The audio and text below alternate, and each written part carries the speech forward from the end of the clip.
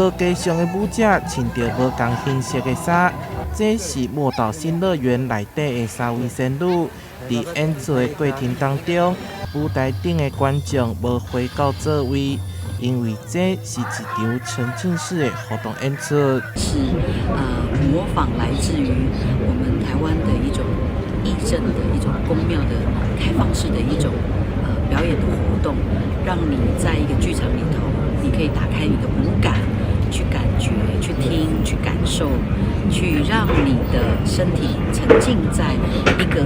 这样开放式的空间，但是你也去感受到舞者带给你的一种韵律跟传达出的情感。剧中呈现出台湾乡民生活甲民俗技艺的身体元素。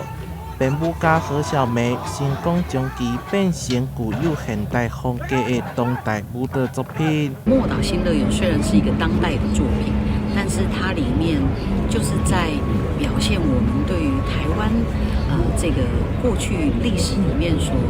留存下来的一种情感跟人与人之间的关系。在每一场开演之前，舞团也早来打卡步的舞蹈。结合百家将歌戏等民俗技艺，用简单的舞步，让大家认捌台湾。